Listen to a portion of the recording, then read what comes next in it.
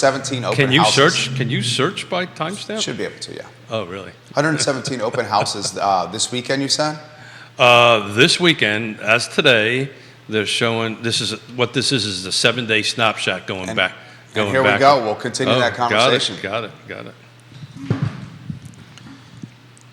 Good Friday morning, guys. My name is Jerry Miller, and welcome to Real Talk with Keith Smith. Thank you kindly for joining us. It's great to connect with you guys in our studio in downtown Charlottesville. And today's show is all about real estate, life, liberty, and the pursuit of happiness through financial decision making.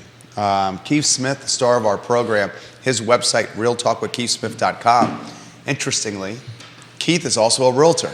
Go figure, huh? He helps people buy and sell homes. Who knew? He does a lot of commercial deals. So if you need some help with buying and selling house or a commercial deal, Keith Smith's a good guy to chat with. Because today's program is going to be pretty dynamic, I think. And why it's going to be dynamic is we're going to talk data. And today, we're going to take a look to start the program on open houses. And if anyone spends any time... We spent a lot of time in our pre-production meeting about this, didn't we? Well, if anyone spends any time on the MLS, and let's cut to the chase, I certainly do. Keith certainly does. You guys will notice that the open house is back, and it's back in full force. Judith Wickower, why don't we welcome Keith Smith to the program? Put it in perspective. Yeah, I can just put it in numbers. 7 days going back, I'm looking at it right now, there's 117 open houses this weekend. Yours truly is in one of them, by the way, on Sunday, because Mrs. Smith is going up to see the grandbabies. And he's working. And she said second string needs to come in. So anyway, this same Friday, back in October of 2022, there were 6. So it jumped 111 open houses between this same 7-day period going back way on this same Friday. Let me double check that. It's exactly the same Friday because I take a picture of this because I haven't figured out how to do it any other way. So I take a picture of it. That's actually a pretty good way of doing it because it's on your phone. And then like you said, it timestamps it. There was, so a year ago, this Friday, there were 79 new homes that came on the market. There's 71 now, so that's pretty darn close. There was, look at this, there was 56 went into pending. There's 57. That's pretty darn close. Let's see what price changes were. Price changes a year ago was 60. There was 45, so we've got less price changes. Back on the markets is something new that I've been watching. Would you think that... I'll put it back on the market in perspective for the viewers and listeners. So typically what back in the market means is it was under contract and for whatever reason it fell apart, for lack of a better term, and it came back on the market, hence back on the market. There's other back on the market scenarios? Yeah, there's other ones, but... Someone lists a home, takes it off the MLS... And puts it back on. It depends, right? Well, it's back on the market if it's a new agent, isn't it? It's back on the market. It's a new agent, typically... Different price? No, price change is a separate... That's not a back on the market, the price change? That is not back on, that's a price change. So there's an actual... But it can be a back on the market if they take it off active and wait X amount of days before bringing it back on. That's exactly right. What's the window of time? You know, you would have to ask me that because I will tell you we do very rarely do that. Oftentimes, people do that as a strategy to refresh the days on market, to make them not seem long. The interesting thing about that is an app like Zillow tracks that. I think, correct. So when you take, so what you're talking about is when it gets the days on, there's days on market and the cumulative days on market. I believe it's 90 days, but don't quote me to that. Somebody's a lot smarter than me. Is it 90? I think it's either 90 or 60. I can't remember. There's a period of time before the cumulative goes to zero. But the bottom line is there were, it's a back on markets for multiple different reasons. So it's interesting. There was more back on markets a year ago. There were 17 a year ago, only 14 now. So it's interesting. Our coming new on the market, we've got less inventory. Not too surprising, but it's not a huge number. It's 8 units different. Back on markets now are a little less by a couple of units than that. Price expired. These are listings that expired. Was 9. Now we've got 18. So you're seeing expired listings jump a little bit. Price changes last year were considerably higher. They were 60 versus 45. So that's telling me the sellers and the market is getting a little bit more balanced. You know, the sellers are getting a little bit more realistic about what the price point is on it. Solds now are 56. They were 68, so we had more solds. Pendings are about flat, 56 and 57 year over year. But the big jump number is the open houses going from a year ago at 6 to 117. I didn't even think about that. Is a lot. That's a lot of open houses, right? That's a lot of open houses. Johnny Ornalis watching the program. Hey, Johnny, how you doing today? So, we didn't have anything, particular to kick off today, other than I thought that was an interesting stat or number to start with, and I have to do strawberry. He's about to sneeze. I'm about to sneeze. Look at the lights. Look at the lights. Look at the lights. Yes, sir. I'll look at the lights. There you go. Is the sneeze going away? That's a broadcaster's trick. I mean, yeah, look at that. Blinded by these lights. Yeah. I'm blinded by the light. Blinded by the lights. That sounds like a 1970s. Blinded by the light. I'm trying to remember who actually sung. Who sings that? Judah Whitehart? That. Blinded by the light. Manfred Mann. I think it was Manfred Mann. It was like this weird one-hit. Manfred Mann and something. I don't think it's Manfred Mann. I believe it was. Let's see. I'm looking it up right now. Viewers and listeners. Manfred Mann's Earth Band. Look at that. Look at Smith. Oh, Keith Smith. Look at that, huh? I can go home now. My day is done. I've shared useless information. but it's revved up like a deuce. Yeah. Another runner in the night. I always thought it was like wrapped up like a douche. It's a revved up like a little douche. Little ears. I mean, I'm not being involved. Yeah. So anyway, I just wanted to kick that off. Johnny Ornalis, it's good to see you today. River Hawkins, your partner in El Mexicali. Saw them yesterday. Mexicali, excuse me, opening on West Main in the Old World of Beer location. River Hawkins shared the story we wrote this morning and is very excited to help you open this fantastic restaurant. I bumped into both of them yesterday at the space. Were they excited? They were excited. They were working hard. I told them to work harder. I need to get it open. But yeah, no, it's. What's the estimated opening date? I don't want to. I'm going to let Johnny tell that story. My role over there was there's a bunch of things that the landlord needs to fix that hasn't been fixed that I got called in to help facilitate to get it fixed. So we're gonna. Get it fixed. We're going to get it fixed. There you go. Because that's what we do. We're fixers. We fixers. We fix problems, and we make magic happen. So, kick off a little bit. I was asked by a couple of viewers and a couple of city council members. Carly Wagner asked you. Carly's watching the program. John Blair, good morning. Thank you. But I also was asked concurrently by a couple of city councilors who wish to remain nameless, and that's fine, on what the average versus median sales price for single-family detached in the city of Charlottesville, and Judah, it would be slide number 1, if you don't mind, please. Thank you, buddy. And they wanted to know, going back 8 quarters, basically looking at the trend lines, what it was going back and forth, and it's pretty interesting. We like numbers here. We like looking at this. The end of quarter number 3, 2023. You ready for this number? The average sale price was $722, median $585, but it's about a 23. I've rounded. It's a 23% difference between average versus median. But if you kind of look going backwards. I didn't do the averages, but there's a couple of 20s, 27 would be the highest in quarter 4 of 2022. So the average sales price was 27% higher than the median. But you take a look at the last quarter number 2, was only a 12% difference.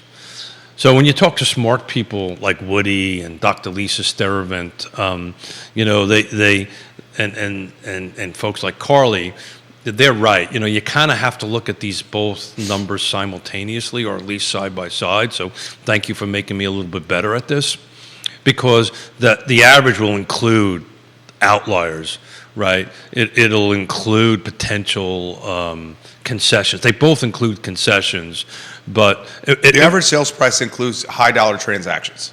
The average is everything, right? Yeah, It's and the average and the high dollar transactions can really much skew data. Well, so it depends on who you talk to, right? Certain economists love median because it drops out, and it automatically drops out the high and the low, right? Yeah, the anomalies. But one should look at both, and I've been not so much schooled on it, but what's been told to me about that and how folks think we should be looking at this, they're right? We need to look at both. But look, man, same quarter in 2021, the average was at 519, and now it's 712. You got 722. You got this on screen, right, Judah? Okay, thank you. 722 in quarter number 3. But the two things that I want to look at this, and when we're trying to help clients and so forth and so on, it's the trend is the trend. The two trend lines that I've dropped in are pretty parallel, pretty much going upwards. Got a couple people asking. These are not dollars. No.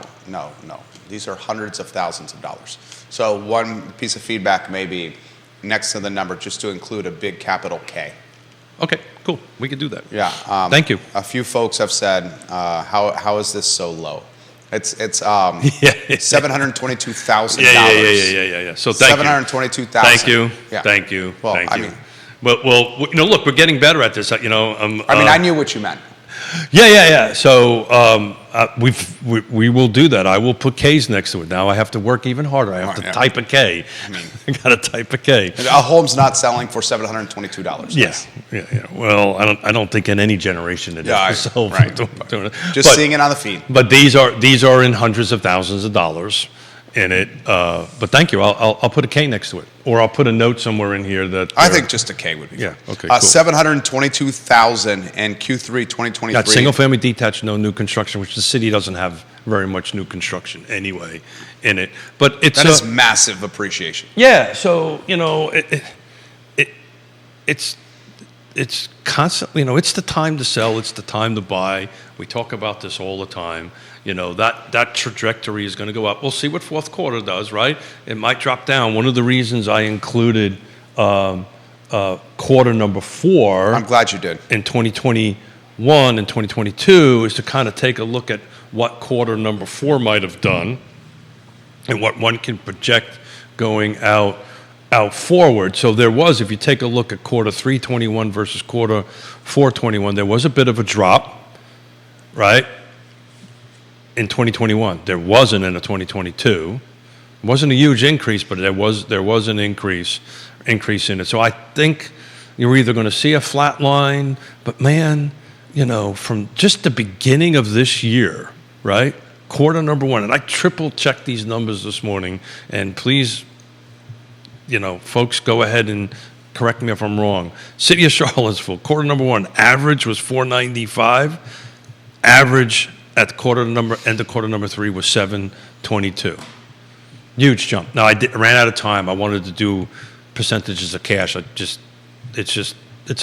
got to pull everything apart and create all these little cards with numbers on them, and I'm impressed, create a spreadsheet, and then let the spreadsheet create the graph, and then you got to import it from the graph into the PowerPoint, because that's how I'm not smart enough to do it in a spreadsheet graph, so I'm familiar with PowerPoint. So Keith Smith dropping dimes, guys. Yes, Realty Dimes. Partners. Keith Smith, Yes Realty Partners. If you need a trusted advisor. 117 open houses. Question out there. Anybody going out to an open house this weekend? Daniel Pettit, Mustache Dan Pettit, one of the finest, most fundamentally sound forehands and backhands on tennis courts throughout Central Virginia. Dan Pettit. He says, "Do you have the data for Albemarle County? This is fantastic." No.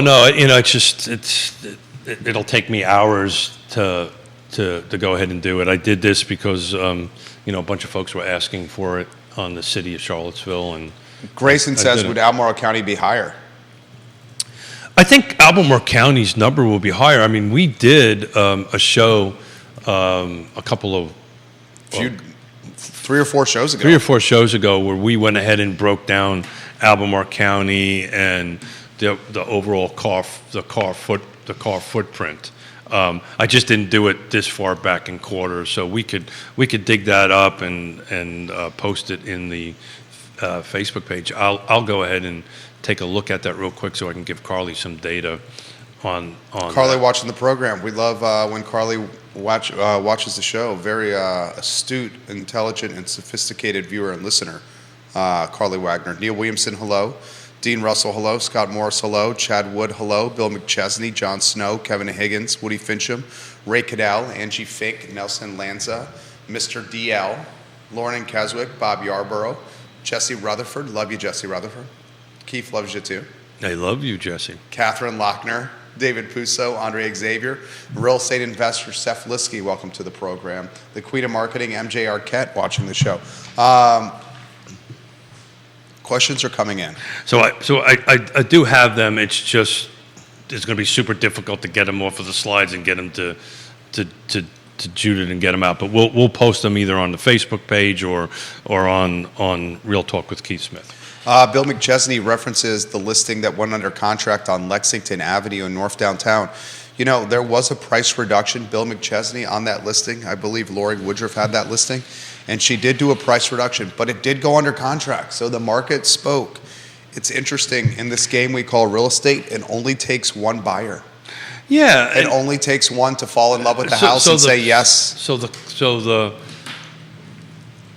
question is, was the price reduction because it went in a little bit too high with the market? I think that's what it was. Yeah. I know the listing he's talking about. Yeah, and look, so what you're starting to see, and we looked at that, right? We looked at that where, the price changes were actually more a year ago than they are today. So that means the sellers... That's what's happening. The sellers are starting to get on a realistic expectation of their appreciation. Bingo. Where Right. this time last year, the sellers were still of the mindset that it was COVID and anything would sell, and they weren't really considering the rising interest rate environment. And now it's been a year since this time last year. It was more than that. Billy and Jane up the street sold their house for $50,000 off of asking price. I'm going to add $50,000 on top of that $50,000 because that's what I should get for my house. That's not how the market works. No, that's right? not how the market works, and rates have gotten more expensive. Rates have gotten more expensive. But look, Jerry. I'll just focus on what we have before us, right? Which is the city of Charlottesville, single-family detached. 722. Now, we don't know. I can spend a minute or two and figure out what percentage of those were cash, right? We can do that here real quickly.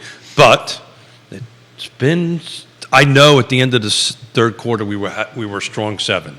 7 1/3, 7 1/4, somewhere around there for the 30 year. And we're still at 722 and still at 588, 585. Now, we're flirting with 9. Right, we're kind of floating around 8.5. Yeah, 8.5 He's talking to 9. rates. I think I think you might see us either at or above 9 before the end of the year. So the number is going to be okay. Q4. How did that impact the overall sales price? It impacts volume. There's no doubt about that. But does it impact value? Right, what people. So I think this home that got reduced and all that stuff, I think if you take a look at what it sold and you held on to it and extrapolated it back in time, it increased in value, right? So, I've Yonna's up with grandkids and I'm working all weekend. We're out looking. I got open house to do, multiple houses to show. I won't even have time to get a bike ride in this. Keeps working. Yeah, because if you're able to buy now, right? And you've got the cash and you're able to buy, right now is a great time to buy because the market's kind of in this little flux point. You're not seeing 110 open houses tells me that, right? So, this is a great opportunity to buy. Again, location matters. Micro locations matter even more. right? But if you hire somebody who knows what the hell they're doing and is able to give you accurate information and data, and then you're the right location, you may be paying a little bit more in interest right now, or a lot more in interest. But if you wait, I mean, my God, if you were thinking about buying in the second quarter of 23 a single-family detached home in Charlottesville, right? You went from 520 median. I'm just going to use median for this conversation. Put that back on screen if you can't, J-Dubs. If you would have waited at Q2, say, okay, I'm going to wait to Q3 to buy a house. Your median price went from 529 to 585. Your average price went from 597 to 722. I didn't do the math of the percentage jumps on that real quickly, but you're paying more for a home. I think you're going to say the same number, maybe not the same percentage jump, but you're going to see those trend lines continue to go up in value, and the inventory continue to drop. I 110% agree with the man. Woody Fincham says it is 90 days when you take a home. 90 days. Thank you, Woody. When you take it off the market put it back on the market, and you wait 90 days. You think the realtor would know that? The DOM resets. So Woody, thank you for that. Clarity right there. One thing I will highlight, you know, I'm on Zillow and I'm on the Realtor app constantly. An app like Zillow is tracking the total. An app like Zillow, and when it shows property history, will show that the home was listed 90 days ago for this price. And then it will show that the home was listed now, 90 days later, for the new price. The data out there is getting so sophisticated that the reset of the DOM is not something that can be, I don't know if disguised is the right word, but I'll use disguise for the show. And Kevin Yancey, he says, happy Friday to us, gentlemen. Yeah, so I'm looking at a slide just to answer the single-family detached Albemarle County sales price. So I'm looking at a slide. I just won't be able to get it to Judah, but I can give you the numbers. Median single-family detached price. This is existing. Quarter number 1, it was 505. The end of quarter number 3, this is for this year, was 650. So it jumped from 505 to 650 in sales price. We talked about this on the show the other day. It was interesting. The single-family detached new construction number actually went down.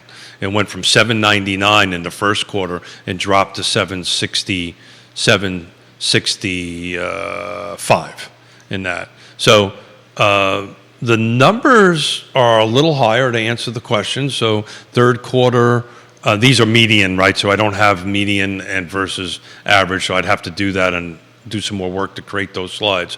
But just to put it into perspective, end the third quarter, single-family detached, no new construction in the city of Charlottesville was 585. This is median, and Albemarle County was 650. So that's what? This is a very good question. I'm going to mess up her last name, so I'm going to call her Jennifer N. I'm not sure how to pronounce your last name. She says, with 117 open houses, at such a high level of open house, do they actually compete against each other? Yeah, that's a great question. There's 117 open houses this weekend, viewers and listeners. That's a great question, right? Yeah, that's a great question. It's a question for the pro over there, Keith Smith. Yeah, great. Smith don't have an answer. And he had great data to start the show. Keith comes very prepared for this program. This time last year, there were 6 open houses over a weekend. Now there's 117. So she wants to know if they compete against each other. Well, obviously. They got to be yes. Yeah, obviously. Because there's only a certain amount of time. Yeah, obviously, they compete against one another. I mean, that's just a logical thing. Now, keep in mind, that's 6 jurisdictions, right? Right. So, that's not city of Charlottesville. It's Charlottesville, Albemarle, Havana, Nelson, Greene, and Louisa. And we can also say it's across different price spectrums. It is across different price spectrums. So if someone's looking at a certain price point, which that's how we shop for housing, it will get much more narrow in its offerings, the open house. Correct. That's exactly right. Hold on a second. Yeah. So it's Dan Pettit's looking up how many attached units are open houses this weekend. Thank you, Dan. We would love to know that answer. I will relay it live on air. I can tell you, I'm looking at it right now. 30 attached, 30 attached open houses. 36 detached. Hold on a second here. Oh no, this is breaking it down by. I'm going to have to let Dan do it. This is breaking it down by sold volume. So I'm in the wrong spot. We would love that information. Yeah. Mustache Dan Pettit. Yeah, I know he likes his. He loves attached property. He loves his attached products. He's one of the biggest advocates of attached products. Yeah, well, I mean, if you go back in affordability, you go back to affordability. If you go back and look at Albemarle County, because I'm looking at the spreadsheet right now, median single-family sales price for new construction jumped first quarter to third quarter from 452,000 to 483,000. Existing jumped from 325 to 375, so it was only a $50,000 delta difference on existing single-family attached in the county of Albemarle, but the attached new construction jumped from 452 to 483. And I will tell you, of the 3 homes I'm showing clients to over this weekend, to Dan's point, every single one of them are in new construction. Every single one of them are under 500,000. Every single one of them are young professional couples. Just happens to be 3 of them. Don't know if that's indicative of anything. But to his volume question, the first quarter, single-family attached existing sold, there was 42 units. Third quarter was 77. The new construction's flat. It ranges, it was 76 in the first quarter, 78. So it kind of stays a little consistent on the volume of units sold. That's because builders control the release of product. Right, on it. The existing market doesn't, right? The market kind of dictates that. But that's a jump between 42 to 77 on between first and third quarter. Keith Smith, you're prepared today. Yeah, like you said earlier, woke up at 3:30 in the morning. Just to do this slide, this is stuff that I've done before. You okay, brother? I'm doing great. There you go. I'm sensational. So anyway, that's what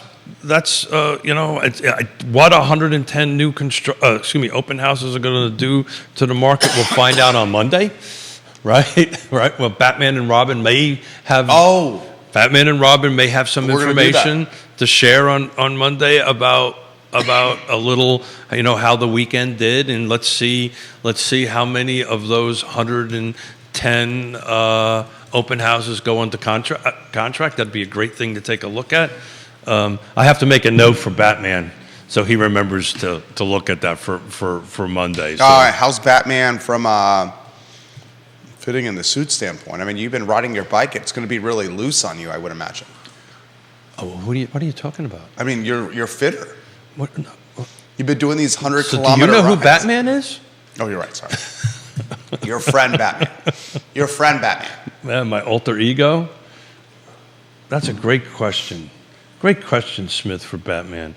What open houses went under contract over the weekend? We got a follow-up question from Jennifer. Yeah. Are the open houses as effective as they were before COVID? That's a great question. Jennifer, you're making the show better. Yeah, that's a great question.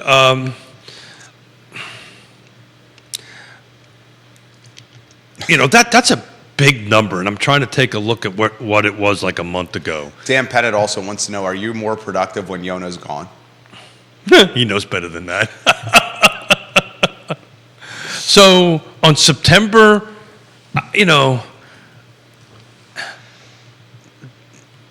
this is just a weird number, and you know what? There may be something going on here, but because Jerry, I need you to talk for a minute, please, sir, because I want to take a look at what the amount of open houses were, let's say, a month ago. Bill McChesney says you're no Bruce Wayne. Yeah, I am not. I'd say he's better than Bruce Wayne. No. Come on. No, Bill. I love you, brother. You are 1,010% You were 1,010%. I will stand right. up for No, Bruce over there. no. I am no Bruce Wayne. That's for sure. I'm no Batman either. You put me in spandex, it's not a pretty sight. Trust me. We have questions coming in. And Please, I want to take a look at what the open house were too much. It just seems like a large number of open houses. 117? 117 is a big number. I want to take a look at what it was like a few months ago, just as a thing. Multiple Yeah. folks. You know, I'm looking at August. I'm looking at September. They were like 14, 15, 20 open houses. To go from that to 110, I wonder if there's a glitch in this. I don't think there's a glitch. Yeah, I literally looked at this as I got in the truck this morning, and I said 117, and I just kept on going for the day. Ray Cadell's watching. Take a look at that, Yeah, Ray, do me a favor. Take a dive into that. Dean Russell, Are they do you see the legitimate? open house count? Let us know, Dean. Supervisor Price, welcome to the program. You know, so that to go from low double digits, right? From low singles to low doubles to 117 is a big jump. And I don't know if maybe there was a lot of new construction came in. I didn't pull it apart.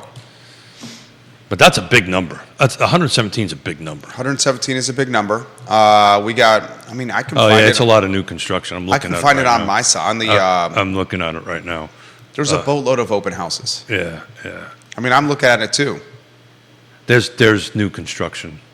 A lot of new construction. in And there. what are you referencing? The stuff that on Purple Floral?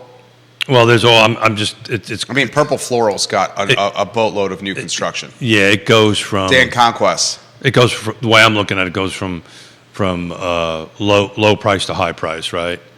And I'm looking at it right now. A lot of this is new construction. That makes sense. It looks like there was a big dump of new construction. Are you talking Purple Floral? No, I'm all over the place. I'm in Pleasant Green. I'm just going through the whole. Yeah, man. The first 11 pages are new construction. So It I still think counts. open house is open house. Yeah, but it's not a traditional open house, right? So I'd have to take a deeper dive into that and actually run the spreadsheet on it. And somebody who's smarter than me that's looking at it could probably do it. I didn't. I just saw the number and went, "Oh my God!"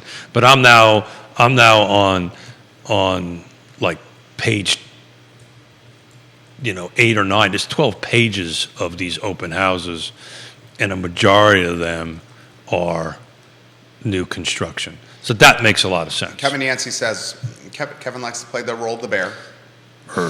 He says you didn't answer this on Wednesday's show. What's the take on people walking away from deals and potential purchases due to the increased homeowners insurance coupled with rising rates and prices?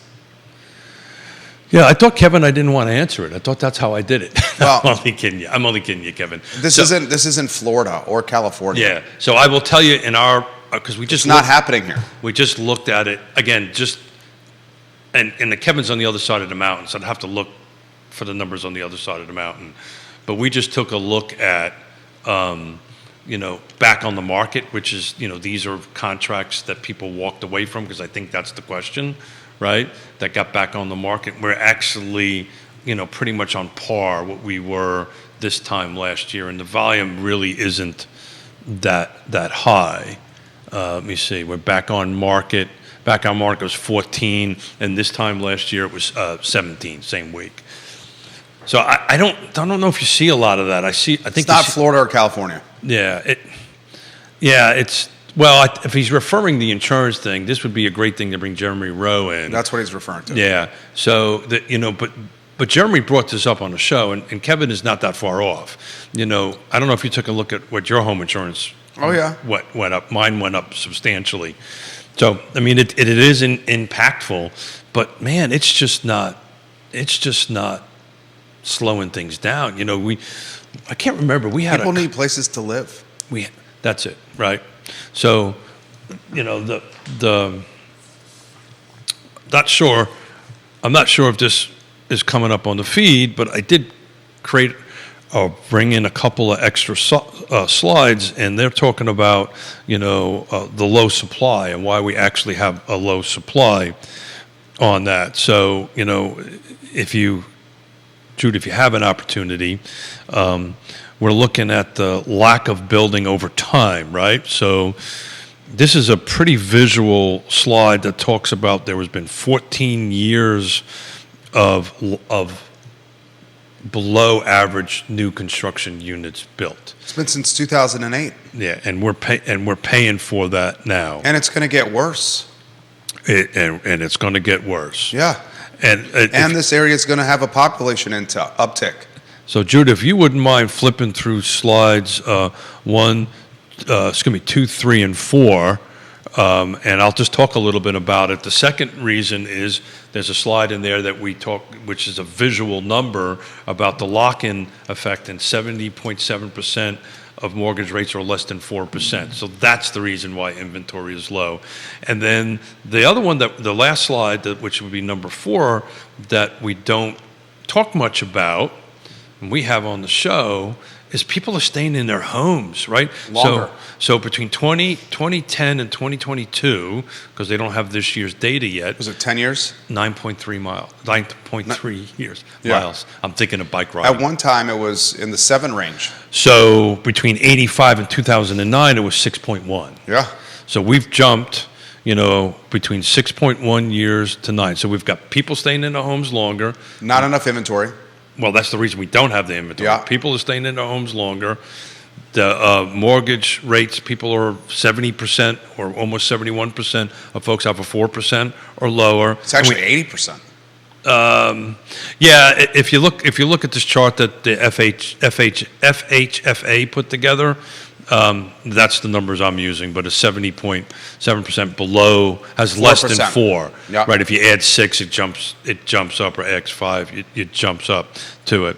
And that we haven't built enough homes in 14 years. Henceforth, the city of Charlottesville. Thank you, Dan Pettit. Appreciate you watching the program. This has come in about ARMs. Multiple folks have said they're seeing ARMs back on the market, and does that concern Keith? Adjustable rate mortgages. Mm-hmm. Currently, this is from a data source that I follow. But the rates aren't very different, right? The ARM rate and the 30-year rate there's not as much of a spread as it used to be back in the day of the time or before the time of great unpleasantness. And the vetting process is much more stringent. It's much more stringent. Look, I think, if the seller's side of the equation slows down a little bit, and I do not see that. I really don't. Certain locations will.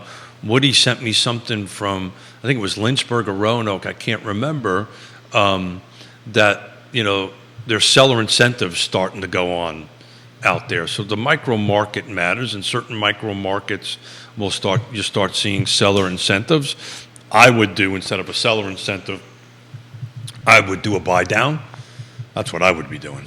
I would do a buy down of 1 point or 2 points instead of paying for closing costs. Yeah, I think the concern that people have about ARMs is that the interest rates are going to jump up like they did in 08, 09, 07, that kind of thing. I think actually the rates are going to start going the other way.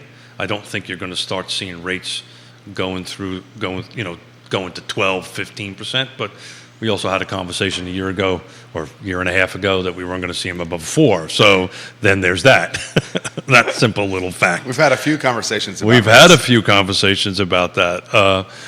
But look, as long as the basic economics of we didn't build enough houses, we've got this lock-in effect, which is a new thing. I had a conversation with the good Dr. Lisa Sterevant about that. This is a new calculus into the way you look at things, and people are staying more in their homes.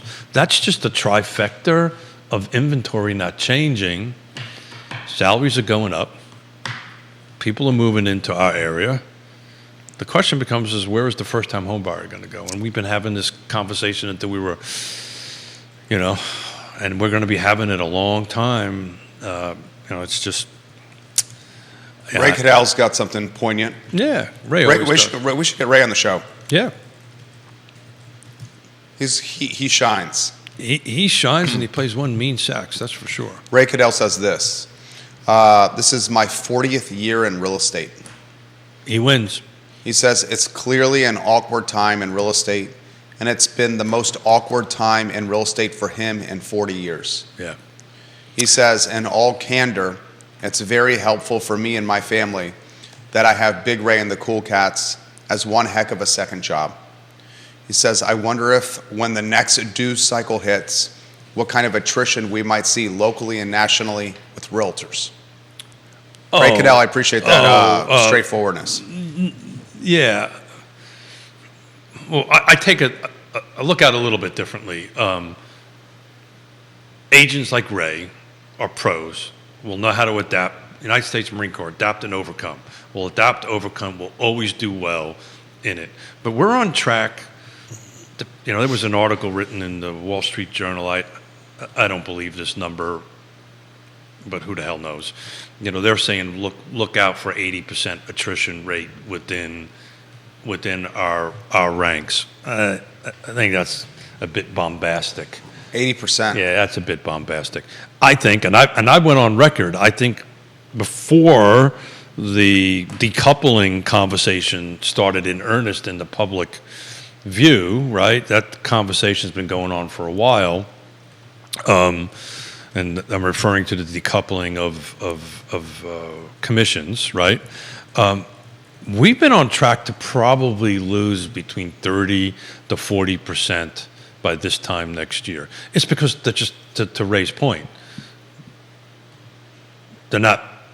The average real estate agent makes like 30, 40 grand. That doesn't make a lot of money.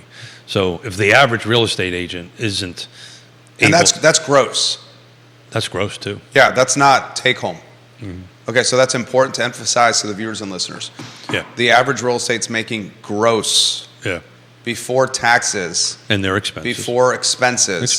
Before gas mileage. Yeah. But that's before after dues. But that's after they're split, right? Well, yeah. Right. So but everyone has a split. Everybody has a split. So that's their gross in their. So I mean, if you're talking net, the average agent's in the. Sure. We're talking in the 20s. And look, this is making 20s. I think we're probably going to be closer to 40, 50%. I don't think 80% is realistic. I can see where he comes up with that number, right? Because, supposedly it went from 20% of the real estate agents did 100% of the, the lion's share of the deals. Then it went to 10, depending on how you talk to. People think it's 5% now. So the pool is getting a little bit smaller. It's not, we've talked about this before. In 2 days or 3 days, your car dues are due, your National Association of Realtors dues are due. We'll really know by the next 30 days how many people are staying in and how many people are getting. CAR has roughly how many agents? Well, I don't know what it has now, but the last number I looked at is roughly 1,000, 1,100. It's total. The total membership's probably closer to 1,400. But you have folks like appraisers like Woody and so forth and so on that are members of it. So we'll just call it 1,000 for simple math. I think that number is going to be somewhere in the probably not. We're probably going to lose somewhere between 300 to 400. So you think we're going to have 600 agents? I think between 6 and 8. Well, by the way, if you go take a look at 2008, 2009, 2010, that's about the number we had. So you'll start doing that. But it's interesting. This is when, I've said this before, this is when the pros show up, right? You've got to really know how to do this job. We've been talking for the last couple of days about the quote-unquote decoupling and the class action lawsuit. Those questions continue to come on the feed. I'm sure it does. That this I wasn't going to really mention. I wasn't really going to mention. Because we have covered it, but we have covered it. I have a feeling it's going to. Well, it's like anything. It's going to uptick even more. It's like anything. People don't know what's going to happen, so therefore it's fearful, right? But look, at the end of the day, if you just do your buyer broker agreement, what's going to have to happen. I had a long conversation with a couple of real estate attorneys, to include Bill Tucker, one of our fine sponsors here, that it's really going to end up on the lenders, but things really aren't going to change that much. What's going to change is the transparency, and what's going to change. And if you've been doing, like a guy like Ray, which I know he does this because I've seen him do it, he explains to his buyer and sellers how he gets paid and what his worth is, and he'll do fine. It'll weed out some of the folks that, and I got myself into trouble a little bit saying this stuff a couple of days ago. So by whom? Yeah, certain folks in my industry, But the reality of it is, we will be less agents in the market. There will be less real estate agents in the market this time. What do you think, Ray Cadell? And I think the ones that are going to be left over are going to do freaking awesome. Well, because they can do their job. I think that's called, what's that called? Culling the herd. Well, I have to be careful with that. I might get called out myself. I think that's called culling the herd. Yeah. Look, so it's. But we go through.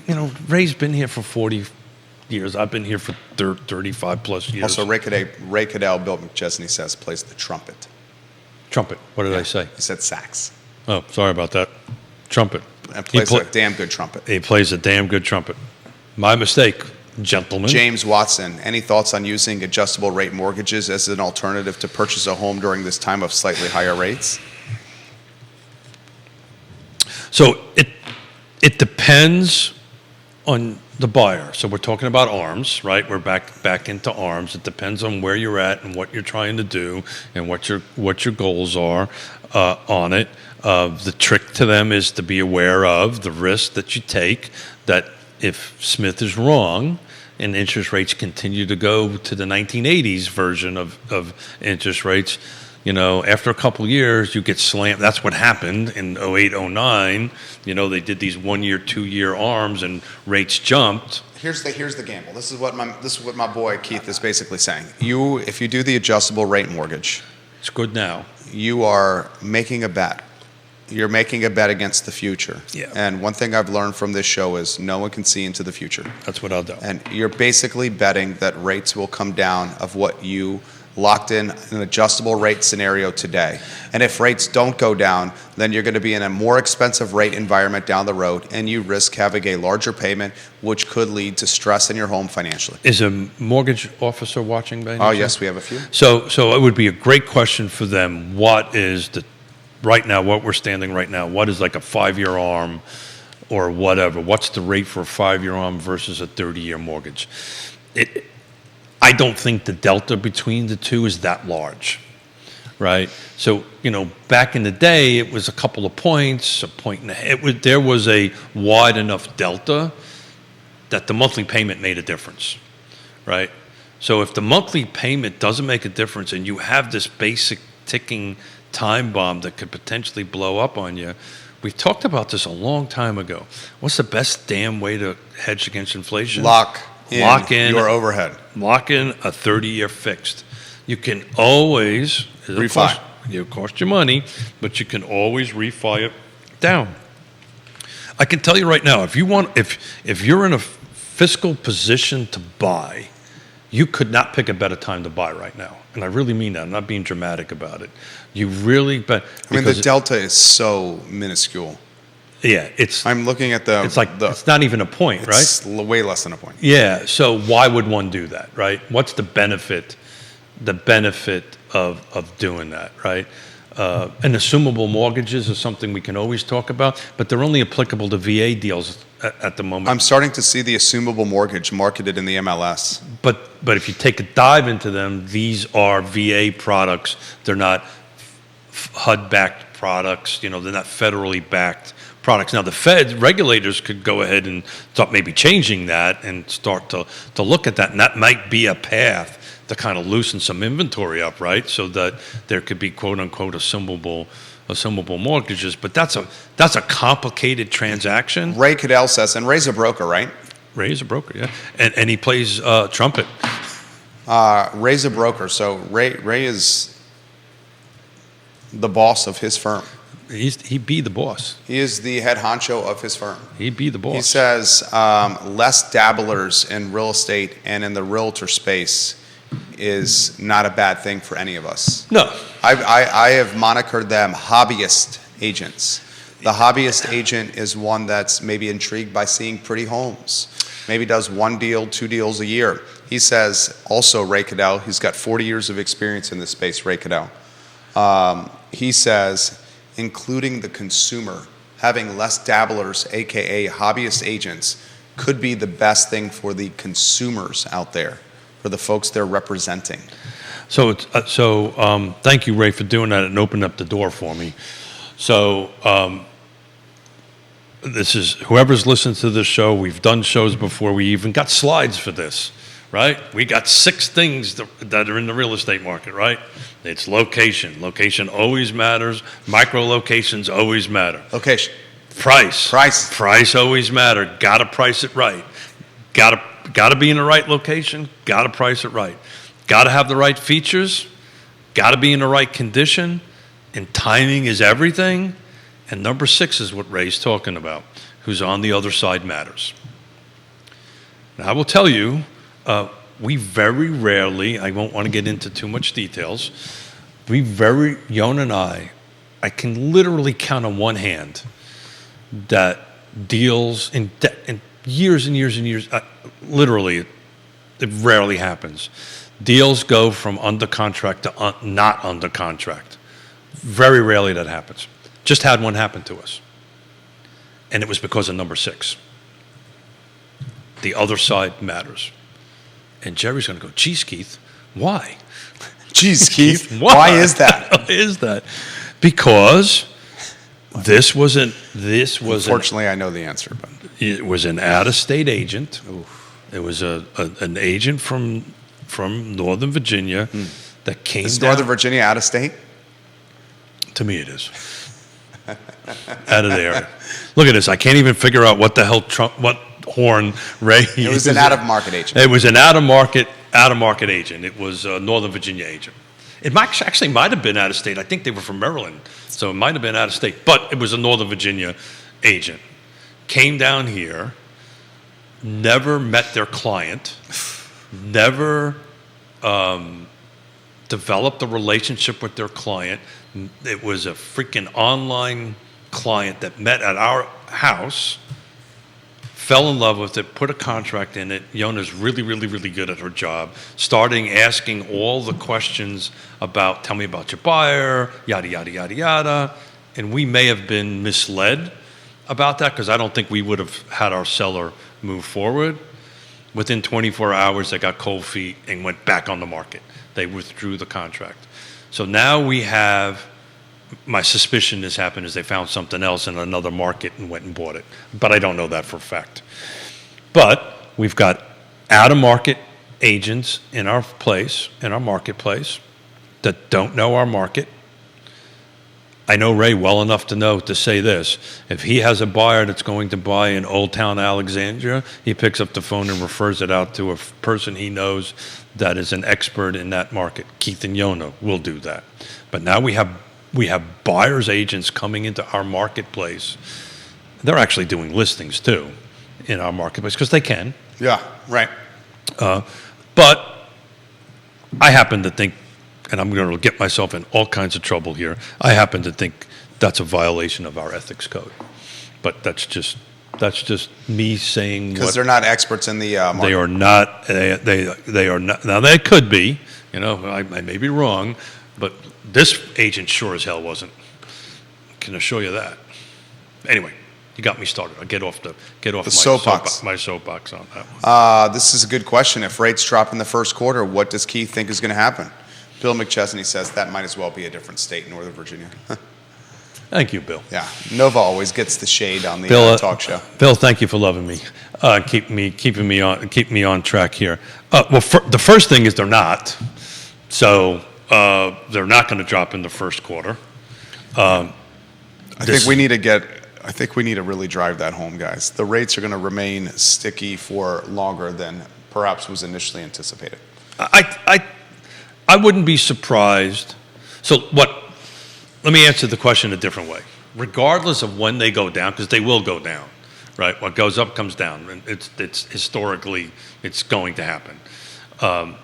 I'll tell you, when it starts creeping down, there are so many people that we talk to that are just sitting on the sidelines, and we're having conversations. I cannot be any clearer. If you want to sell your home or buy your home, this is like literally the best time to do it. You cannot get any better than this. The inventory is minuscule, right? The people are sitting tight waiting for something to happen, right? That may or may not happen or may not happen at some point. Oh, my God, if you were waiting in the second quarter of and I didn't do the math difference, but the second quarter of Charlottesville, average you were paying $597. You're now paying $722. Somebody who's smarter than me can figure out what that math difference is. But I could just look at the bar chart and know it's way higher to that. So you're just spending more money. Now's the time to buy if you can do it. If you can put some cash down, which is a good thing to do, right? And that's the other thing you're looking at. You're not seeing a lot of these 5%, 7% down. You're starting to see down payments creep up a little bit. We just did a first-time home buyer with a 5 in it that, frankly, they're bringing 60% cash to the table. Dang. Yeah, because they want their monthly payment at this. They've got the cash. They're millennials. They've saved them for years, right? It's a nice little savings, $300K plus. Yeah, well, they do well for themselves in their professions. There you go. Right, and they were able to do that. Very nicely done. I would imagine that deal's heading to closing. I hate talking about this crap because you don't want to jinx it. Yeah, Yonna's in a plane, so I'm okay. Yeah, she's not texting you right now. Stop talking about this. It hasn't closed yet. Yeah. But as you know, not that I'm superstitious, but you never want to throw. This is there's enough stuff that happens in a transaction, and I'm working on Yvonne coming in because I want her. Try to encourage her as well. I want her. And Ray says he agrees with you. That's clearly a violation for Northern Virginia agents to try to be experts down here. For me to stutter takes a lot. Why that isn't enforced is beyond me. And how the hell do you even enforce it? But you're going to get me to go down a whole another. I'm going to get myself to go down a whole. Steven says this: if he puts the over under at 500, does Keith take the over or under on agents left in car? Who are we betting? Who am I betting with? Steven's asked you to do hypothetical. Hypothetical. Prop bet, if you may. Yeah. Am I betting or am I? We're hypothetical. Yeah, hypothetical. Over under 500 this time next year. It'll be over 500. Over 500? Yeah, it'll be over 500. Over 600? I think it'll be over 600. I think a lot of people are betting that this pendulum, this inventory pendulum, or this a number of units that I can either help people buy and sell pendulum starts swinging in the favor of more. I don't think that's going to happen anytime soon. I think this inevitable O shift that's going to be 40-year O shift that's going to happen in our business is going to get a lot of people out, probably the folks that are closer to retirement age, because you're going to have to change the way you do business. You're going to have that. If you don't do this already, which I'm sure, you're going to have your buyer-broker agreement done, finished, and locked in and figured out how you pay. And you're going to have to do a buyer presentation just like you do a listing presentation.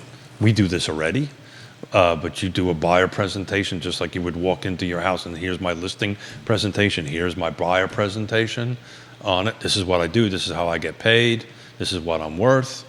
How everybody gets paid eventually is going to get figured out. There's paths there that it could happen. But I think all of that is going to have a huge impact on it. I called this 2 years ago at a car board meeting. You called it on the show? Yeah. We have the video evidence that you called this. The follow-up question, is the era of big brokerages with many agents now over? Oh, that's an interesting question.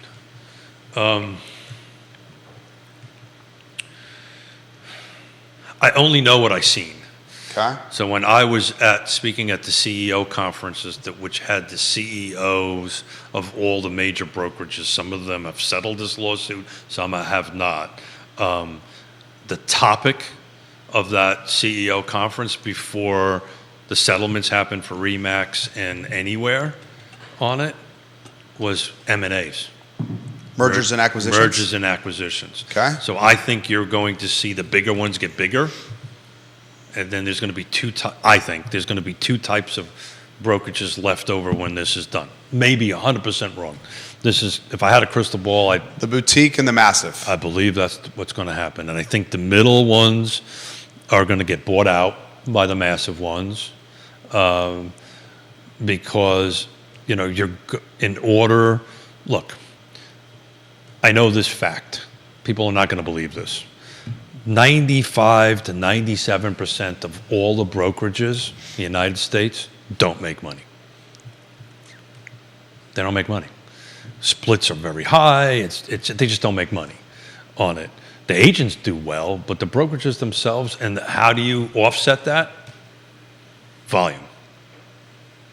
So throws a big net out there and tries to do as many transactions as possible. You want to have as large amount as... there's other ways that you can offset that too. There's other ways you can offset. Educational infrastructure provided at a fee is one example. So that's how the smaller... That's a profit center. That's how the boutique brokerages, which we are going to do that. We're offering education, one-on-one coaching and mentoring to help folks get from wherever they are to wherever they want to be, right?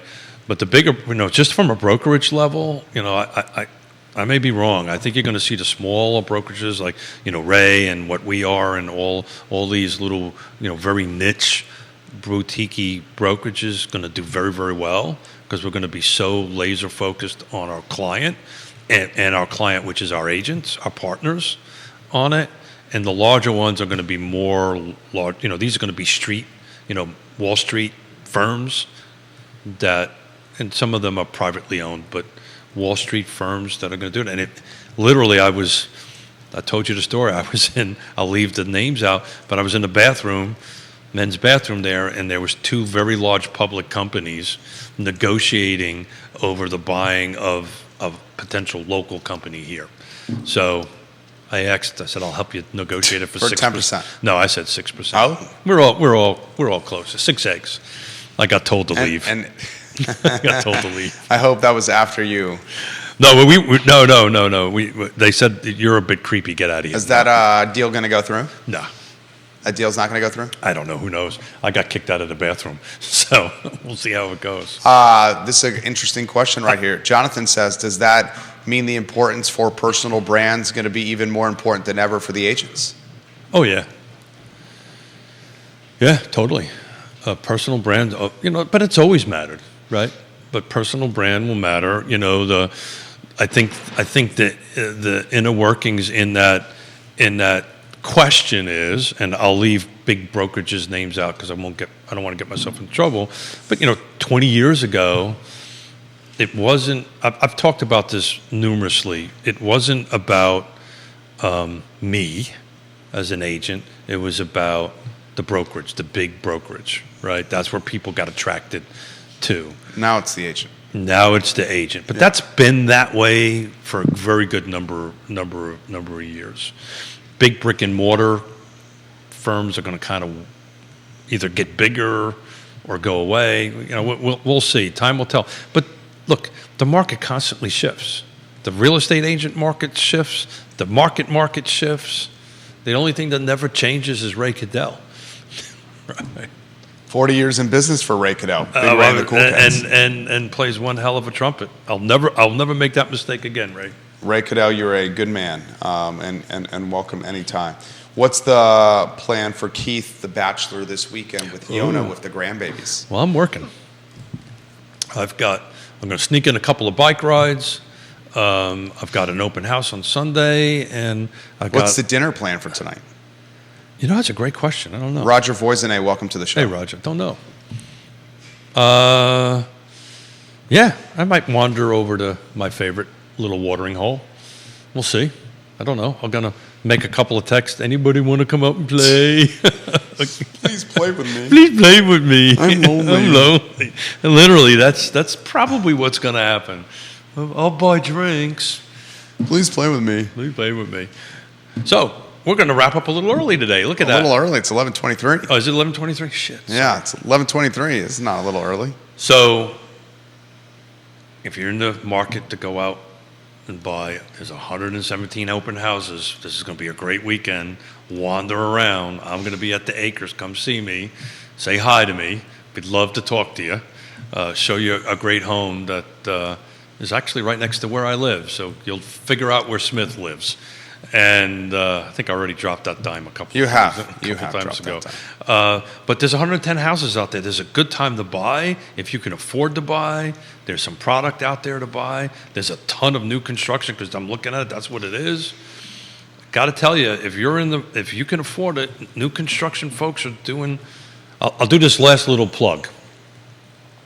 If you in the market to buy right now and you're able to do it and you can afford the price points, new construction is the way to do it. Because right now there's got product out. This is the ones we're looking at. There's product out to buy attached. They're offering all kinds of discounts. They're offering buy downs on their interest rates. That is a literally ticking time bomb. As soon as they go through whatever inventory they've got, that's not going to be offered again. That is gone. Yeah. So if you are in the position to buy, there's nothing better to buy. And if you can, if you're at that point, buy new construction now. Even if it's your first home, it's a townhome, you're getting ready to move on. Later on to either retain it as a rental or sell it or whatever you want to do with it. But now's the time to do it. You will never see these type of deals out there in a long, long time. In a long time, because I think it's already happened. New construction is ticking up pretty fast. I think this is about a 2 to 4 week window. How can people contact you, Keith Smith? Smoke signals. Morse code. Morse code. Yeah. Groks. What's your preferred contact? Text me. Call me. Whatever. I like to talk to people. I'm not a big fan of email. Text, call. Text me, call me. Just don't call me. He loves to help. Don't call me late for dinner. I'm telling you, if you're in the market right now and you can afford it, new construction's the path. It's going to go away.